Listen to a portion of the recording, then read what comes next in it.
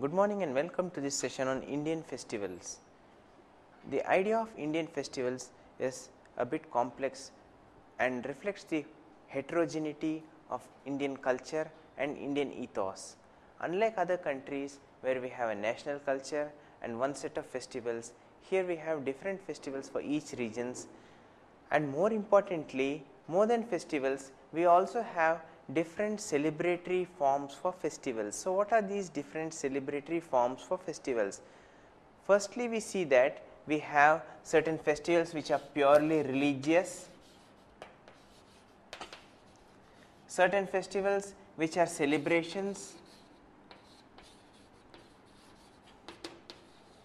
certain festivals are celebrated only within the family, while some festivals like Ganesh Chaturthi are also celebrated as part of the whole social gathering. So, we also have another group of festival in which it is more of an enjoyment like Holi or Shankranti, where even alcohol is allowed and dancing is allowed. So, there is no one category for festivals in India. They can be religious, they can be celebrative, they can be ritualistic, festivals can be at home. Further, we also have a wide variety of festivals belonging to different religions, the great religions of the world religions of Hinduism, Buddhism, Sikhism, Islam and Christianity, and also other religions like Zoroastrianism and Judaism. In addition, we also have some other peculiarly Indian festivals which have Indianized the religions, like for example, festivals peculiar to the St. Thomas Christians of Kerala or the Tibetan Buddhists in India, in the Tibetan culture areas like Ladakh and Sikkim. So, first we start with some festivals which are related to the Hindu tradition. So, first we start with Vinayaka Chaturthi. Vinayaka Chaturthi, or popularly known as Ganesh Chaturthi, is dedicated to the Lord Ganesha. Ganesha is always shown in the posture of a elephant headed iconographic representation. He is a son of Lord Shiva, one of the sons of Lord Shiva, along with Lord Kartikeya. There are different names for Ganesha, that is Ganesha, Ganapati, Vinayaka, etc. Normally, we celebrate this festival first or give an introduction to this festival first, because in Hindu tradition generally it is believed that any festival ritual which is started must first be started by an offering to Ganesha, because he is also known as the remover of obstacles. The festival of Ganesha is very interesting because it has underwent a radical change in the 19th century onwards, since the freedom struggle due to the efforts of Bal Gangadhar Tilak, also known popularly as Lokmanya Tilak, in Western India. Earlier, the festival was celebrated within the confines of one's home, wherein sweets or modaks, as they are called in Maharashtra, and by different names, were made and offered to clay idols of Lord Ganesha. The idols were kept in the home for 3 days, or in some traditions for 10 days, after which they were ritually immersed in the water of the wells, tanks, or in some places the sea, like all other idols, because idol which is not proper, means idol which is made of stone or metal, can only last and therefore is fit to be worshipped. An idol which is not made of stone or metal, but made of perishable materials like the material which you are seeing here, cannot last for long. It is bound to develop certain cracks or certain damages. Therefore, this idol does not suit the Shilpa Shastric definition of a image and is not fit to be worshipped. It has but performed its ritual duty and therefore has to be ritually disposed of, which is a celebration. The particular idol which you are seeing here of Ganesha is an idol which is used for public celebration in the pandals. So, here we have devotees coming and paying obeisance to Ganesha. Here Ganesha is depicted with 4 hands. One hand shows the Abhaya Mudra or the fear me not posture, whereas the other hand carries the traditional arms or the paraphernalia associated with Ganesha, and the other 2 arms also show the different iconographic positions known as mudras. This is another close up picture of Lord Ganesha who is taken, and you can also notice there are 2 or 3 other statues of Ganesh in the side. So, these are being taken in ritual procession to be immersed after the 10 days of the festival. The festival of the Ganesh Chaturthi also symbolizes good omen, and it inspires the devotees to put faith and trust in God, and from this we see the system or a new calendar of festivals starting all over India. We now proceed to another important festival, that is the festival of Dussehra. The festival of Dussehra, etymologically the word Dussehra signifies the word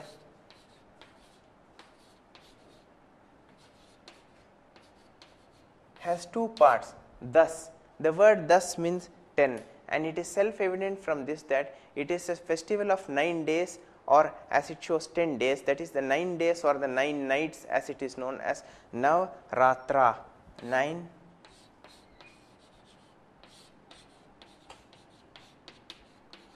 after which the 10th day is the end, and the 10th day is known as Dussehra. Here we have one of the different types of celebrations of Dussehra, that is the effigy of Ravana, the demon king who is being burnt. According to tradition, Ravana was the mythical king of Sri Lanka, and also the person who was supposed to have abducted Sita, the epitome of chastity and the wife of Lord Ram. So, there was a battle between Lord Ram and Ravana to retrieve Sita from Lanka, and ultimately after Lord Rama emerged victorious, it symbolized the victory of good over evil and also faith and persistent effort. And here, by seeing that when Ravana is being destroyed, it shows a destruction of evil. Normally Ravana is shown as a 10-headed demon, but here he is shown only with 1 head. There are many explanations for this. One of the explanation is that the 10 heads of Ravana were that he was wearing a necklace full of pearls, and the pearls were of very high quality. So, whenever one saw him, that 9 other heads used to be reflected in the pearls. This is one aspect of the celebration of Dussehra. We now go to another aspect of the celebration of Dussehra. In Dussehra, we also have different forms of worship, that is worship to the Devi or mother goddess, who is the source of all creation according to the Shakta tradition. The mother goddess is worshipped under different names. In some places she is often associated as a village goddess, whereas in some other places she has acquired the status of a patron deity of some regions. Every region in India or in every part of the world has a patron deity. For example, the patron deity of Madurai is Madurai Meenakshi, the patron deity of Varanasi, Gorakhpur is Lord Gorakhnath. So, similarly we have patron deities for each region, like Saint Vladimir is a patron deity for Russia, or Avalokiteshvara in the form of Chenrezig, who is now represented as the Dalai Lama, is the patron deity for Tibet. So, similarly we have certain patron deities, particularly in the hill regions of North India, particularly in the states of Himachal Pradesh and Uttaranchal, where Durga is known by different names as Chandi, Chamundi, and she is a patron deity. So, this is the occasion for her worship. And it is seen that good quality stones are not available in the Himalayas, and since good quality stones are not available, most of these iconographic depictions are done here in metal. Here we see that the goddess is carried in a ritual palanquin in Himachal Pradesh. The goddess is carried in a ritual palanquin according to honors befitting the chief. That is, she is taken from different villages. We have now 3 different palanquins arranged side by side with images of 3 different goddesses. All of them are brought to a particular place which is originally the regional headquarters or the place where the different markets meet. It is in this particular place that we see the different villages coming from the areas and reaffirming their faith according to their tradition every year.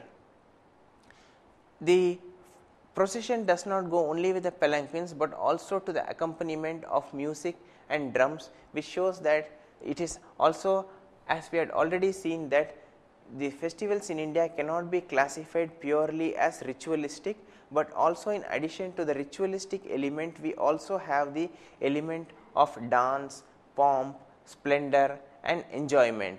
Many other animals are also sacrificed, though some of the orthodox elements disprove of this factor. The animals are sacrificed in the belief that once the sacrifice of an animal is made during this day, there would be no other accidents involving the loss of any human life. Normally, goats are sacrificed on this day, and the sacrificed animal is distributed among members of the community and feasting takes place. This is a festival in Himachal Pradesh. We now have another different variation of the same festival being celebrated in southern India. Here we see that there are different steps 1, 2, 3, 4, 5. On these different steps we have idols of different gods arranged here for the 9 days, after which they are ritually removed. The gods are arranged here for 9 days, showing that, and here we have 2 coconuts, that is a coconut broken into 2 halves, showing the ascendancy of the whole Hindu pantheon and to whichever beliefs, traditions they worship in, whether it is the local tradition or the choice of gods. This arrangement is known as the Golu. The celebratory element comes into full focus during Navratra in the state of Gujarat, where we have the Garba dance. The Garba dance originally used to be performed by men and women dancing with sticks.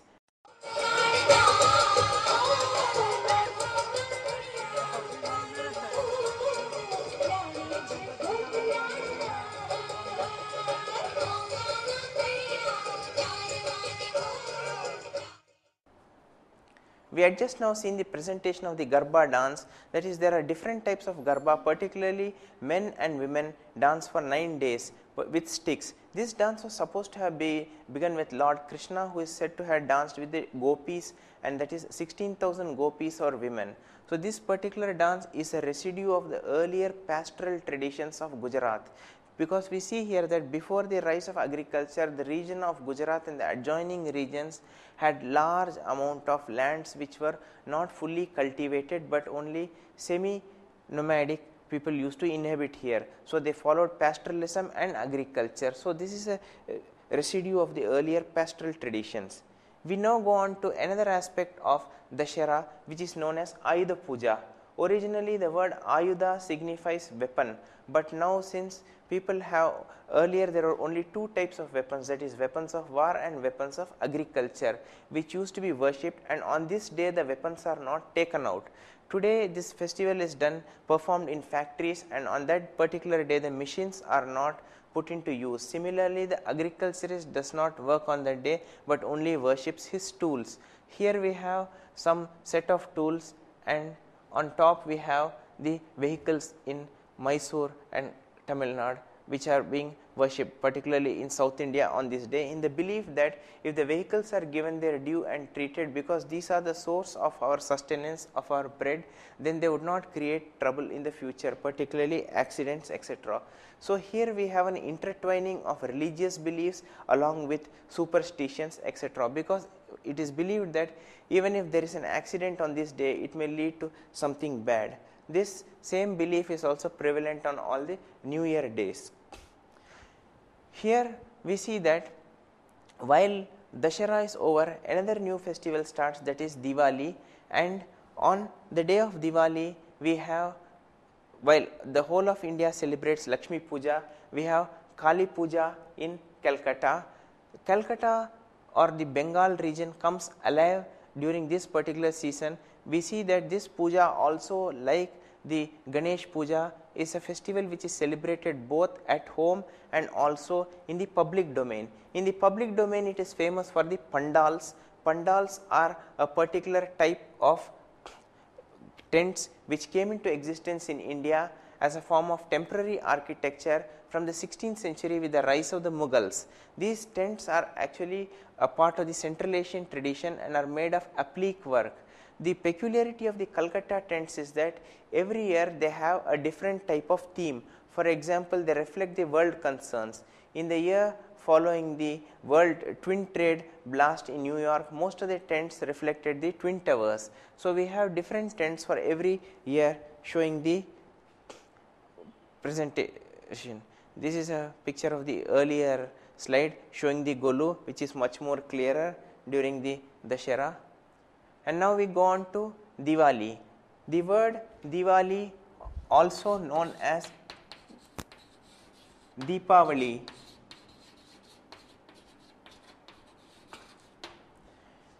Deepavali means the festival of Deepa. Deepa means lights. So Deepavali is shortened to Diwali, and it means the festival of lights. This festival of lights also has different interpretations, and we can focus on some of them. So here we see that this is the festival of lights. It is regarded as one of the most important festival of the Hindu calendar, and it's celebrated with great pomp and splendor.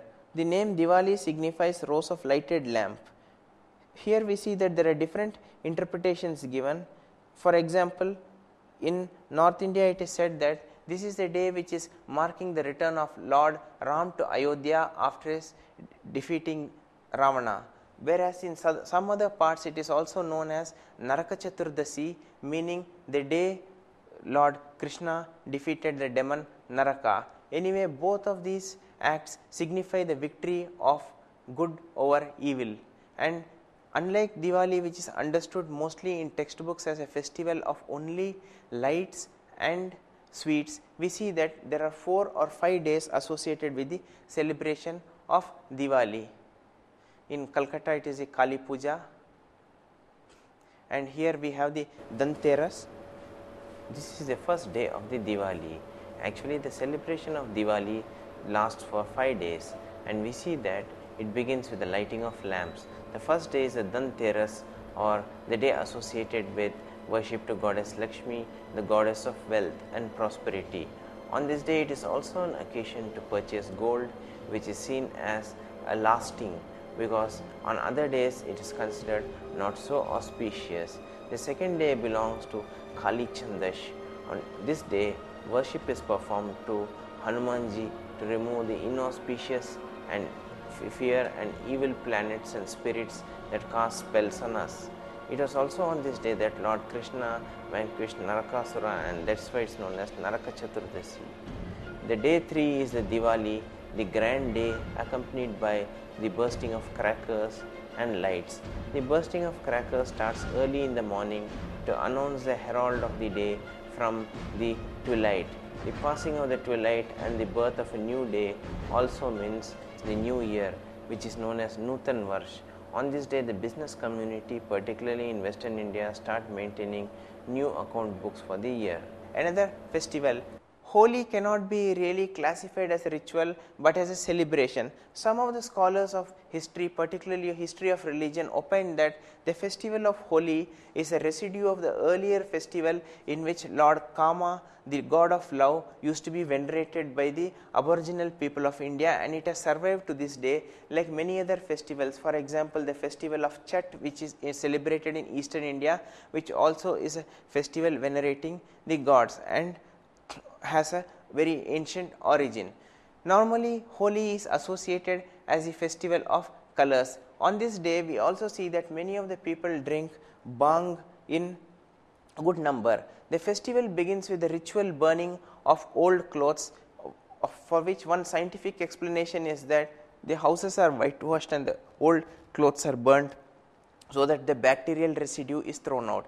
It is said that this is Holika, who was a demoness and who did not allow Prahlad, the son of Hiranyakashipu, to worship Lord Vishnu.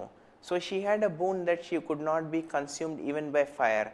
And so when Prahlad jumped into the fire, he was saved in the last minute, and Holika's boon did not work. So this is the meaning, etymological meaning of the word Holi. During this festival, we see that it is celebrated all over India, particularly in a very boisterous form in North India. Here people of all countries, now even foreigners, come to celebrate Holi to experience the celebrations, not rituals. And here this particular clipping shows you the person who is an ordinary man, giving explanations about Holi and its association with the gods. Here in another setting we see the people who have already imbibed bhang, a mildly narcotic drug made from a plant, also taken with milk, and dancing boisterously. Here many of them also are filling up their water guns, locally known as pichkaris, and spraying colored water on all. Here on this day people throw to the dust all the social rules which inhibit them, particularly the codes of behavior, and many songs are also sung. Some of these songs are often bordering on the mischievous. Women also traditionally who are consigned to the interiors of the house also take part in this festival in a very grand way. On this day they are also allowed to take bhang and participate in full form. Many of the youth also see this as an outlet for their everyday activities. Thus, music is in full blare, the city is closed, and people are on a holiday. This is also a festival which sees a transition from the winter to the spring. This particular scene captures the mood of Holi, which can be seen and replicated in almost all the towns of North India and to a large extent in Eastern India. To this day, Holi is also being celebrated in other parts of South India due to the greater intermingling of people. India biggest festival of India. In a bridge, Holi is like a spiritual love each other. As we had seen in the particular clipping on Holi, that many of the people were dancing in a very boisterous fashion. This also shows that people of different class and different castes can participate in Holi. It is one occasion where people throw color on any other, known or unknown, without any fear or favor, because it is on this day all social rules are overturned. Many of the children play pranks on the elders, while some of the cities are known for celebrating different types of Holi in a lighter vein, like Holi being played with stones or Holi being played with lathis. So this particular festival is actually a festival of farmers and festival of all sections of Indian society. Here we see the Holi bonfire being lit. Next we go to another festival which is also around this particular time of the year and falls on January 13th, 14th and 15th every year. This is known as Pongal and one of the most important festivals of Tamil Nadu. The word Pongal again etymologically comes from the word Pongu. The word Pongu means to boil, and as we have seen here that rice is boiling. Rice is boiling and overflowing. So it symbolizes, the boiling rice symbolizes bounty. Rice is cooked here in pots which are decorated, and this is the first rice after the harvest. It is normally said that the first harvest is bountiful and therefore the year should be bountiful. Pongal is a 3-day festival. So on the first day is known as Bogi. People clean their homes and then throw away all the waste material and make a bonfire out of this material. On the second day we see that is known as a Perum Pongal. It is also called the Surya Pongal because people worship the sun god and his consorts. So here we see the women preparing the ground for worshipping the sun god and his consorts. On the third day we see here on the second day the central courtyard of the house is decorated, and since Pongal is a festival associated mainly with the farmers, we can see the rice which was overflowing and then thanksgiving to the sun god. The third day is known as Matu Pongal. The word Mad means cow and Matu Pongal means is a tribute to the best friend of the farmer.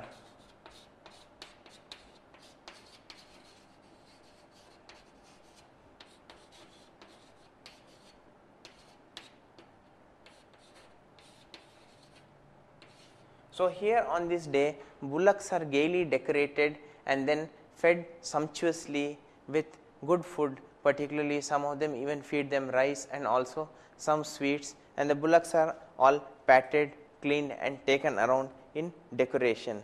Here the houses are also decorated on this day with lot of rangolis known as locally as kolam. Some of the people use the rangolis made of rice flour in the belief that the birds who eat the rice flour take the message to the skies. The festival of Pongal is also incorporating some other traditions of Tamil Nadu which date back to a very early historical period and are associated with bravery. This is known as Jallikattu. This picture shows certain people trying to tame a bull. This taming of the bull is supposed to show the bravery of the person, and here we have the picture of hundreds of people trying to tame the bull, and we have seen that on the horns of the bull we have many flowers, and the person who tames the bull is more or less gored, and many of them eventually meet a fateful end. Some of them the stomachs are slit open or have grievous injuries. Though animal rights activists have tried to ban this, the people see it as a part of their tradition and culture. This event of Jallikattu is also a part of the Pongal. We next move on to the neighboring state of Kerala, where we have the festival of Onam. The festival of Onam is celebrated normally is a 10-day affair and is celebrated in the period around June to July. Here is a 10-day festival in the month of Chingam according to the Malayalam calendar. The first thing one notices about the festival of Onam in Kerala is that is a beautiful flower arrangements. To whom are these flower arrangements made? It is said that long before the name of the etymology of the name Kerala comes from the word Cherala. The word Cherala comes from the Chera region, that is the three main dynasties, that is the Chera, Chola and the Pandya. So the region of Chera became Cherala, Cherala became Kerala, and Kerala was supposed to at that time be having been ruled by a very prosperous, and it was a very prosperous state ruled by a king known as Mahabali. Mahabali devoted all his energies for the upliftment of the people, and there was plenty everywhere and justice. During this time it is said that Lord Vishnu took the avatara of Vamana and asked Mahabali for a boon, and he said that he wanted 3 steps of land. Lord Vishnu in the guise of Vamana took for the first 2 steps. The second step, the third step he kept was so large that it covered the entire kingdom. So Mahabali had to ultimately leave his land. He asked for one boon, that every year on this particular day I would like to come and visit my subjects. So on this day people welcome Mahabali with the Poo Kolam. We have seen the Rangoli or Kolam in Pongal in Tamil Nadu, and here we have the Poo Kolam or the flower Rangoli, which is again used to welcome Mahabali. So the other part of the Onam is known as the Ona Sadhya. This is a traditional type of Onam meals eaten in plantain leaf. This is the plantain, this is the plantain chips, or this is the pappadam or papad, the rice. In Kerala people mainly eat the parboiled rice, and then these are the different vegetable preparations. So we have Onam being celebrated here, cutting across all class, caste and religious boundaries. There are many dances associated with Onam, and these dances are performed both by men and women at all levels. Some of the dances are classical dances, whereas some other dances are folk dances. Among the folk dances we see the tiger dance, or the pulikali, or some other dances which are of a semi-classical character performed by the women. We also have boat race, etc. during Onam. This is the boat race taking place in Alleppey. So here this has been made into an international tournament called the Jawaharlal Nehru Boat Prize. So this is the Aranmula boat race. So we have also another boat race in Alleppey. So these boats are known as the Chundan Vallam, or the long snake boats with hundreds of rowers, each of them coming from different regions or villages and vigorously rowing. Actually they practice for months before this to take part in the boat race. So here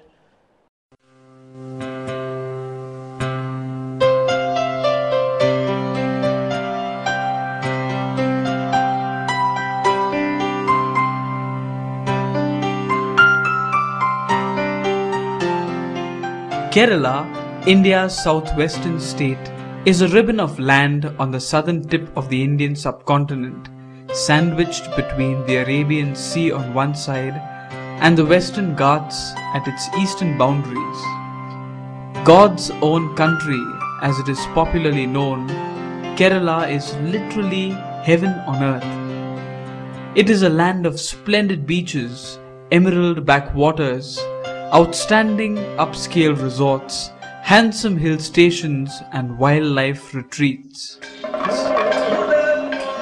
Woven with the silken strings of folk dances, traditional music, temple traditions, vibrant festivals, enigmatic rituals, the Kerala culture is a glittering mosaic of the long-standing traditions of a land steeped in antiquity.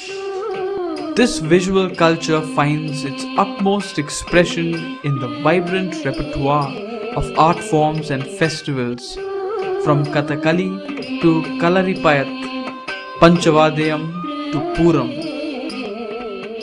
Festivals and celebrations are part and parcel of any culture. For a Malayali, Onam is the biggest and most important festival. It is a harvest festival and is celebrated with joy and enthusiasm all over the state by people of all communities.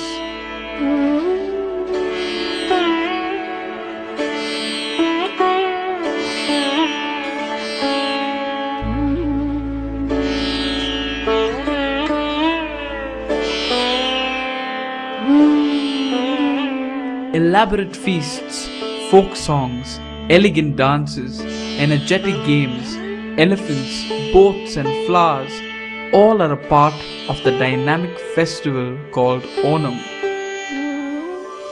The legend says during the reign of King Mahabali, Kerala witnessed its golden era.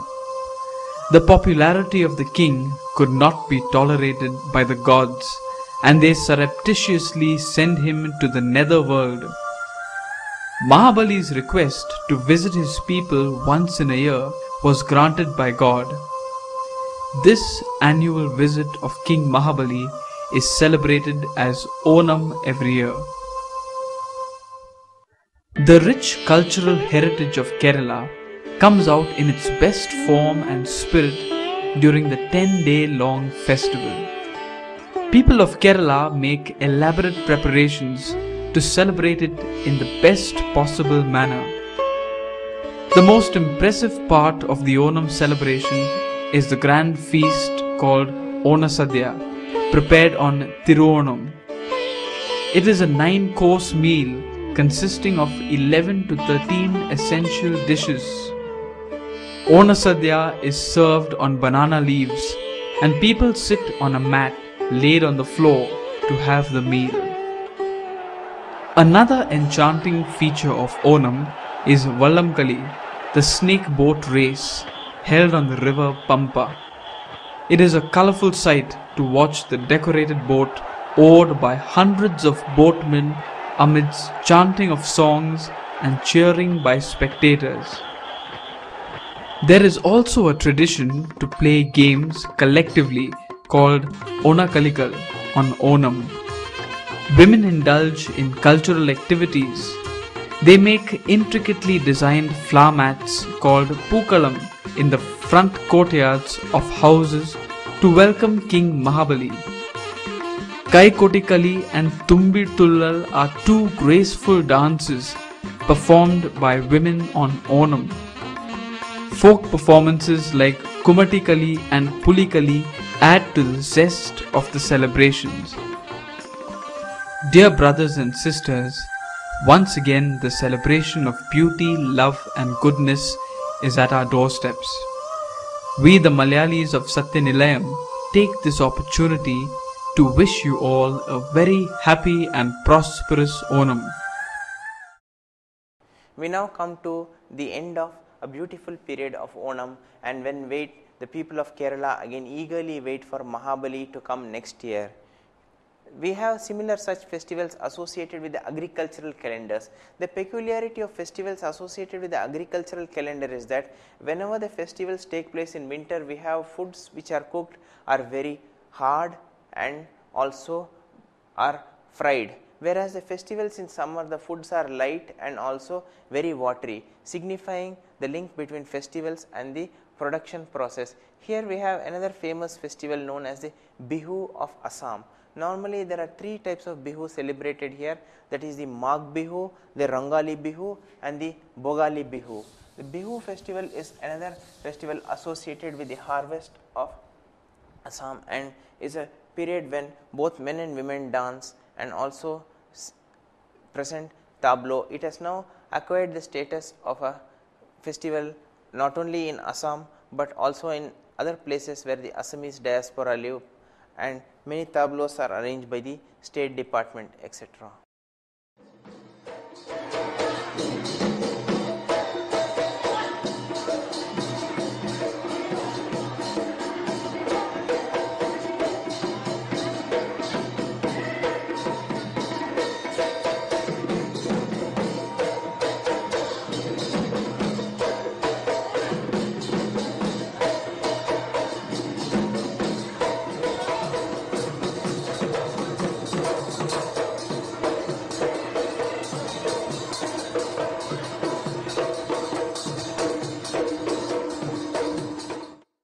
This is another close-up picture showing women dancing during the Bihu celebration to the accompaniment of music. This is also another clip of the same thing.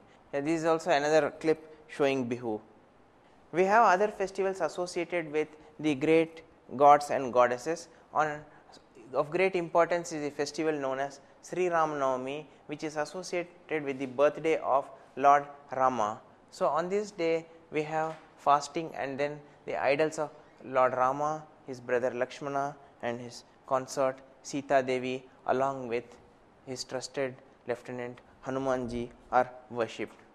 Another important festival is Krishnashtami or Krishna Janmashtami, which is celebrated mainly in Vrindavan but all over India. It acquires a special flavor in Vrindavan because Vrindavan is also known as the region of Braj or Braj Bhumi, the region which is associated with the life and the activities of Krishna in the earlier period. In the later period, the activities of Krishna are associated with Dwarka on the western coast. So it is here in Braj that Vrindavan, the garden, takes special form during the Krishnashtami festival.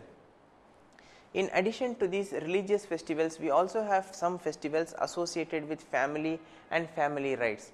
Of very great importance is the festival known as the Karwa Chauth, which is an important festival of North India. The Karwa Chauth is a festival observed by married women of their country, of particularly North India, who pray for the long life of their husbands. On this day we see that most of the women here, all of them are dressed in red color saris and have certain ornaments in hand and are gaily decorated. This particular decoration stems from, we also see that all of them are carrying the materials associated for the prayers, that is the puja. Here the object of worship is a clay pot or the karwa on which the day long focus is held, and they also keep fast during this whole day for the long life and later distribute sweets to other married women. It reaffirms the camaraderie of married women and also a belief in the institution of marriage.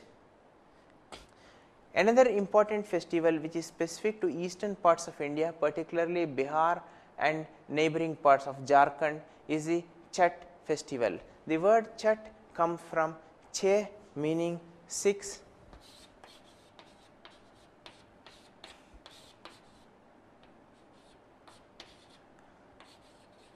and Hat from Hat Yoga is one interpretation of this festival. It is celebrated twice a year, and the hallmark of this festival is that women go and pray in, when it is celebrated even in winter, even in the freezing winter, they go and pray for the long life of the family, etc., in the cold waters. This is seen to be watched. Now Chhat is celebrated not only in Bihar but also in places as far as Guwahati and Bombay, where large number of immigrant Biharis live. We have another festival which is very important festival, but again of a semi-religious character and celebrated mainly as a bond between the brother and the sister. This is known as Rakhi in the colloquial form, but the full name is known as Raksha Bandhan. Raksha means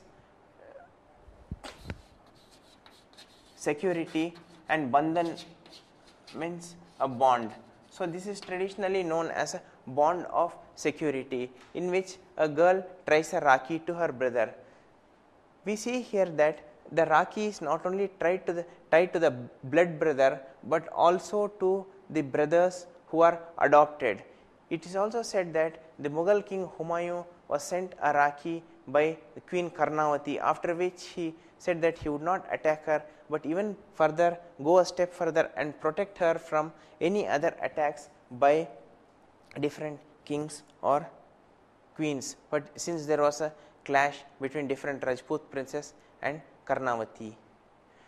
Now we have here another festival. This is Lord Krishna dancing and slaying the snake Kaliya. The snake Kaliya had come to kill him. This day is known as Nagapanchami. Nagapanchami is celebrated, and this is a festival which is associated primarily with women who are married and who want a child, because it is associated that the snake or the snake goddess is the symbol of fertility, and people offer milk to the snake goddess and the snake, that is the Nag, in different regions all over India. The shrine of the snake is always part of the temple. Sometimes we see that in the temple, the shrine of the snake, we see that normally the Hindu temple is shaped is in a, always the prakara of the temple is in a rectangular shape. We have the central shrine where we have the main idol or the archa, to which the archana is done and is the object of focus. Sometimes we have the shrines to the different Nagas. So, this actually shows that it is not part of the original iconographic program or the architectural program, because normally we have the shrines only at designated points. But the fact that such shrines are part of the temple or very near the temple in irregular places shows that the popularity of these festivals and these deities cannot be ignored. So, since they could not be ignored, they were therefore taken up and co-opted as part of the mainstream Hindu culture and identified with different gods and goddesses, mainly with Shiva and Vishnu. In addition to these festivals, we also have a different type of festival which again show a clear link between polity and religion. Here we see that this is a festival of Jagannath or the Rath Yatra. The Rath Yatra meaning the festival, the Rath is known as the chariot, and the Yatra means the journey of the chariot. It is normally a festival in which the Lord is taken out in ritual procession.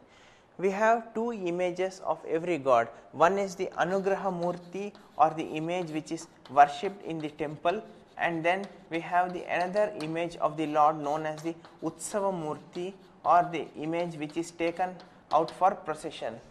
It is said that just as the rituals in the temple mirror the rituals in the royal palace, similarly the Rath Yatra is also mirror of this same practice. For example, we see that early in the morning the Lord is woken in the temple to the accompaniment of piped music, after which the sanctum sanctorum is closed, and then the Lord is ritually bathed and draped again in new clothes. Similarly, the king also used to be woken up to the music, and then he was bathed and ritually draped, after which the king was given prasad. So, here also the Lord was given offerings which are known as prasad. Afternoon, then the king used to meet the people in the court. Thereafter, the Lord also used to hold audience for his subjects. It was afternoon siesta time, and then the temples are closed normally in the afternoon from 12 o'clock till 4:30. In the evening, again the king grants audience, and then the temple is open for 3 hours.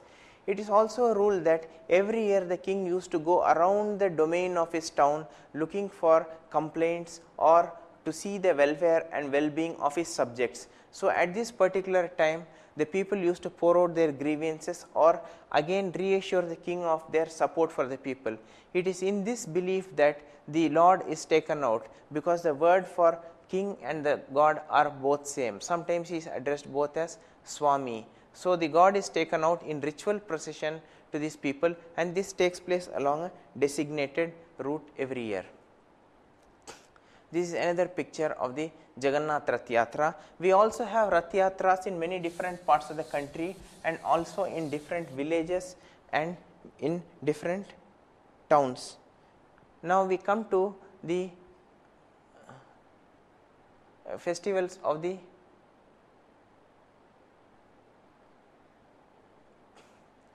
Sikh community.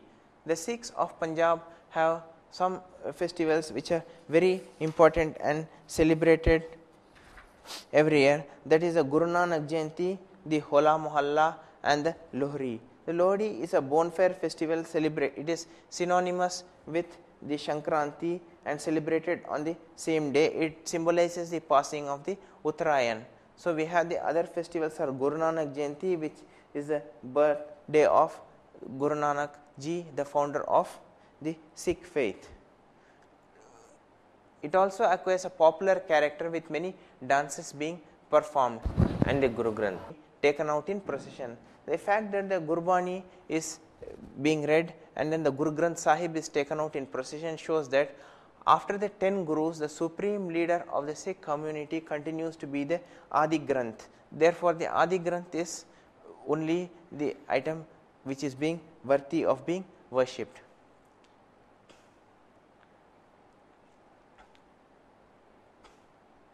We now go to the Muslim festivals of India. India has the second largest number of Muslims in the whole of the world after Indonesia, and here most of the Muslims celebrate all the festivals enjoined in the traditional lunar calendar of Islam. So we have one of the most important festivals known as Bakrid, also known as Eid-ul-Zuha.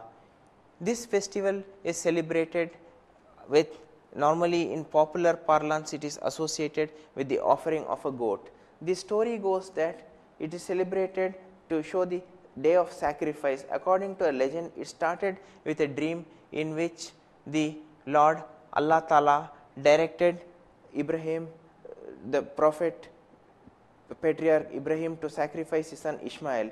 It was Prophet Ibrahim's faith in Allah Ta'ala and his son's faith in his father that he was saved, and therefore as a ritual mark every year a goat is being offered. On this day, people visit mosques and wear new clothes and reaffirm this as a day of sacrifice. The other festival which is more important is Eid ul-Fitr, a festival which marks the end of Ramzan or the 40 days of fasting. It usually falls on a new moon night, and the day is not fixed every year but is dependent on the lunar calendar. Ramzan is the 9th month in the Muslim calendar, and then according to the traditional belief, the Holy Quran was revealed during this month. Then we also have other festivals called Muharram. This is a scene in a street showing people participating during Ramzan, particularly shopping in the night. The festival of Muharram is observed on the 10th day of the Muslim month of Muharram, and shows it is a day of mourning and commences with the processions in which the taziyas are taken in procession and people inflict wounds on them, particularly the males, showing the affection to the martyrs and as a day of remembrance. We now come to the festival of the Jains. This festival is known as Mahavir Jayanti, or the birthday of Lord Mahavira, who was a Tirthankara, 24th Tirthankara, or the ford maker of the Jains. We have 24 Tirthankaras among the Jains. So on this day, Lord Mahavira, the apostle of non-violence, is worshipped by Jains in a very simple offering. This festival is particularly popular in Western India.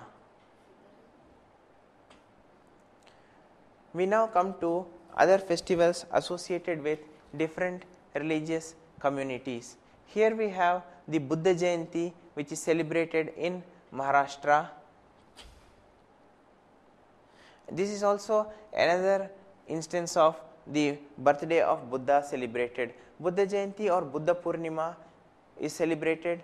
Lord Buddha was born, attained Mahaparinirvana, and also attained enlightenment, all the three on a single day, on a full moon night. So these 3 days are known, it always falls on a full moon. So this particular celebration of Buddha Purnima is known as Sagadawa. The word Dawa in Tibetan meaning moon, and is celebrated in Sikkim and Ladakh. Here the celebration is unique in the fact that we see this celebration taking place in the monastery. The monastery here is known as the Gompa and is a collection of buildings. People line up from all over the nearby villages to have a look at the monastery, and the main fact of this celebration is a dance around the flagpole. In the flagpole we see the monks dressed in different animal masks and other masks symbolizing the evil. This dance is known as the charm dance. The fact that they perform this dance every year shows that this is a eternal quest for fight between the evil and the good. Lord Buddha, it seems, during his period of enlightenment was tempted by Mara. Mara, the evil, is known in Buddhist not as any physical emanation but as a creation of the mind. So therefore the evil here cannot be destroyed, because destroying the evil would again mean violence. Therefore the evil is only sent back to where it came from. So this is a celebration of Sagadawa in the monasteries of Ladakh and also among the lay people in Ladakh, Sikkim and Arunachal Pradesh, as these are the Tibetan culture areas in India. We have here again the celebration of the Christians, particularly in the states of Kerala and Goa. This is a celebration in the Bom Jesus Church at Goa, and this is a celebration, another celebration with traditional star singing. It starts a week before with the singing of carols, when groups of people, youngsters, sing the carols and go to different houses there to sing in the carols. Thank you.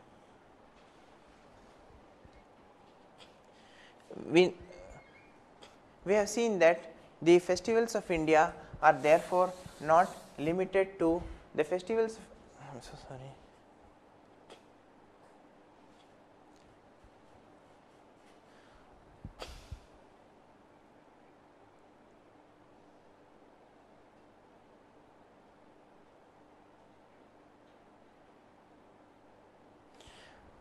We have seen here that the festivals of India cannot be singularly treated as religious festivals or religious rituals or festivals of the family or festivals having only a popular character. Therefore, the festivals of India are at once religious, some of them are public, some of the festivals we have seen are private to be performed only in the domain of the family, while some of them are celebratory like Holi we have seen, and some of them are region specific, that is like Pongal, Onam or the Lai Haroba of Manipur, where the pre-Hindu gods or the Sanmahi religion is worshipped even to this day, and some of them also have their unique characteristics or expressions in different regions, like as we have seen the Karwa Chauth or the Chhat. Therefore, to sum up, we see that the religious festivals and the other festivals totally constitute the celebration of different cultures and are an expression of Hindu, Muslim, Sikh and various different cultures in India. Thank you.